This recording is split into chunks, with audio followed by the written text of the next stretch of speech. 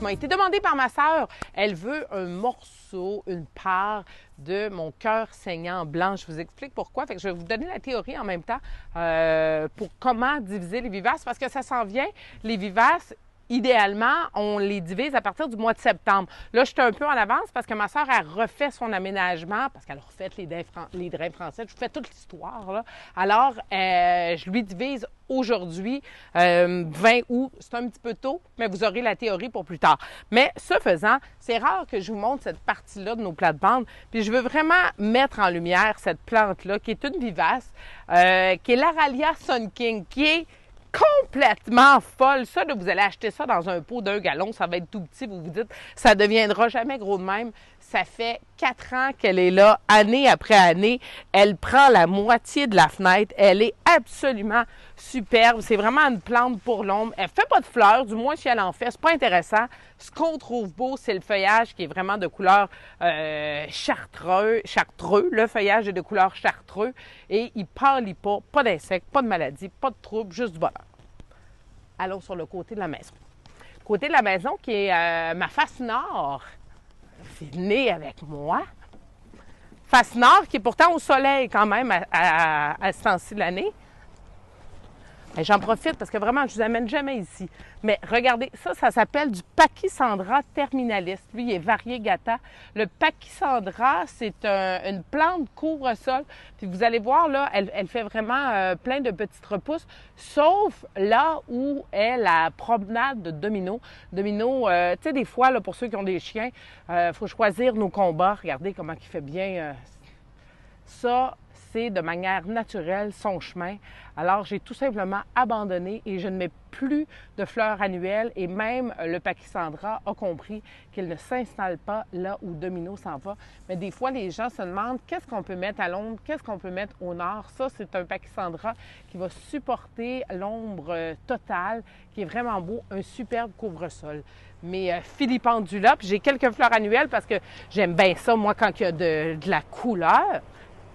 Et on y arrive à mon cœur saignant. Et là, mon cœur saignant, quand je l'ai eu, là, puis j'ai eu un petit morceau, puis je vous fais l'histoire du cœur saignant, parce que c'est quand même une belle histoire.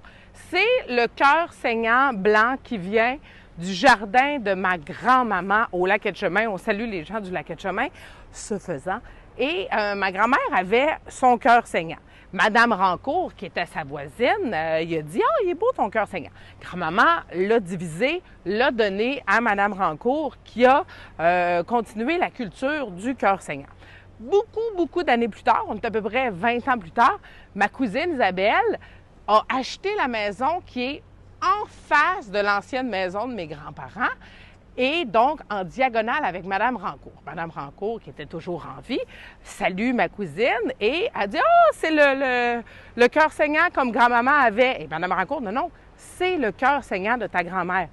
À l'automne, Madame Rancourt a divisé le cœur saignant, en a donné un morceau à ma cousine Isabelle qu'elle a cultivé avec amour. Et quand j'ai eu ma maison ici, ma cousine Isabelle, parce qu'elle sait que j'aime ça, elle m'a apporté, elle aussi, elle a divisé son cœur saignant et elle me l'a apporté. Et là, devinez qu'est-ce qui est arrivé?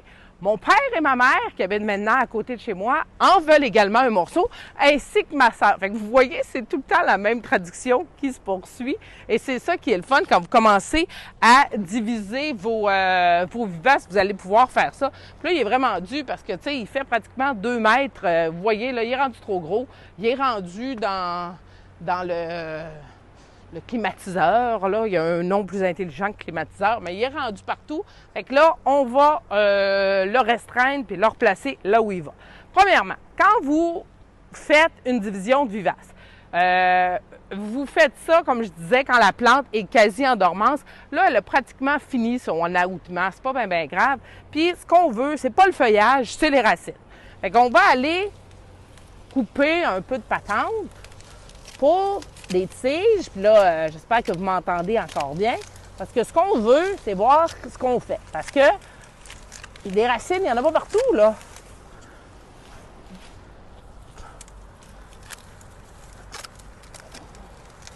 Coupe. C'est un cœur saignant blanc. Souvent, les gens ont des cœurs saignants roses. Nous, c'est un cœur saignant blanc.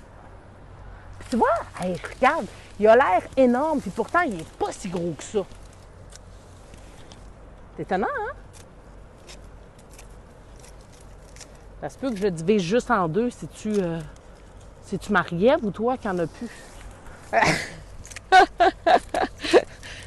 C'est ma maman qui est derrière la caméra.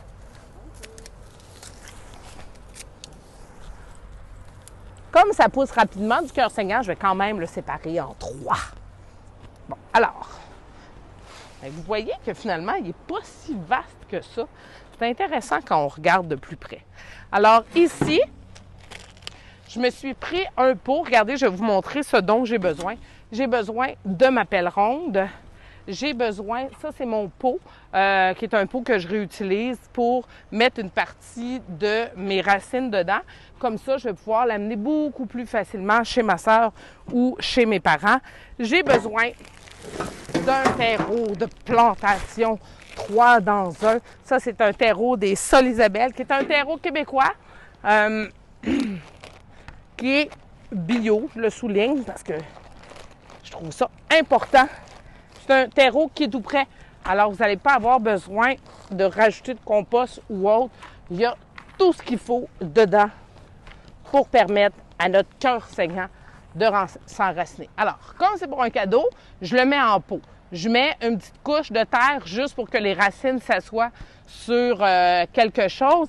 Et c'est une vivace. Alors, je vais utiliser la mycorhize, mais la mycorhize pour fleurs. Alors, la mycorhize pour fleurs, c'est celle qui est vraiment faite pour les herbacées. Vous pourriez aussi l'utiliser pour les fleurs annuelles, pour les fines herbes.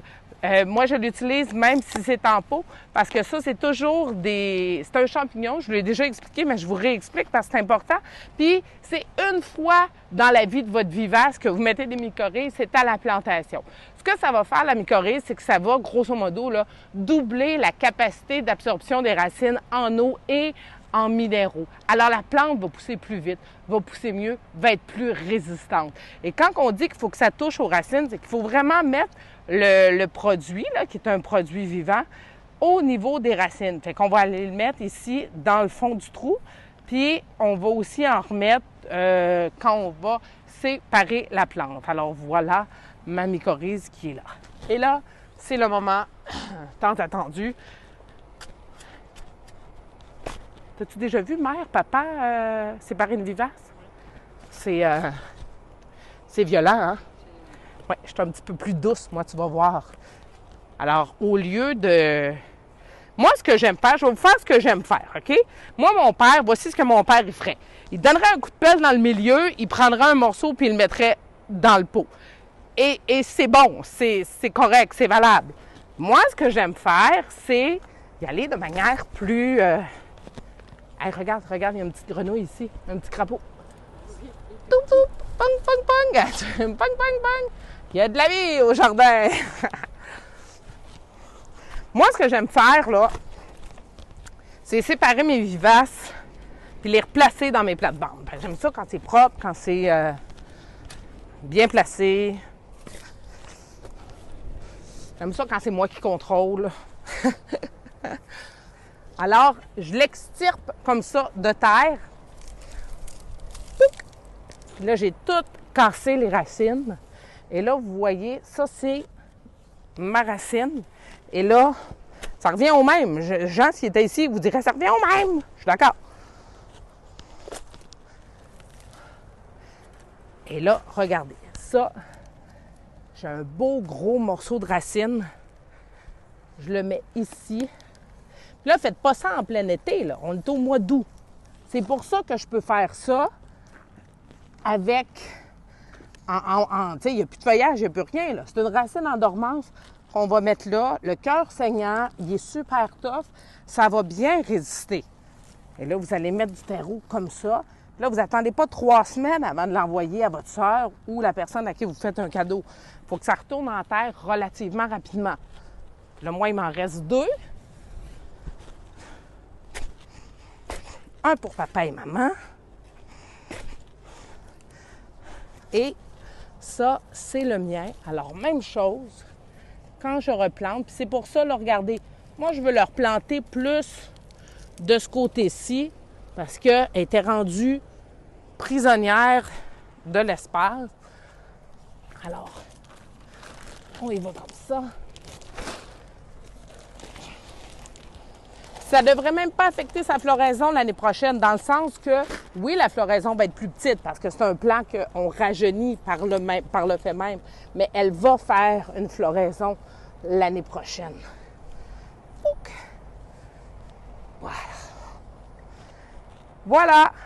Alors, vous pouvez faire la division des vivaces, là, comme je vous dis, attendez peut-être autour du 1er septembre, mais tout ce qui est vivace, qui recommence d'une année à l'autre, là, pas les arbustes qui font du bois, vraiment les vivaces qui sont herbacées, vous pourriez toutes les diviser à ce temps-ci de l'année si vous avez besoin de le faire pour que, quelque raison que ce soit, votre plant fleurit plus, il est trop gros, il est trop large, vous voulez partager. Vous avez maintenant la théorie pour le faire. Bon samedi!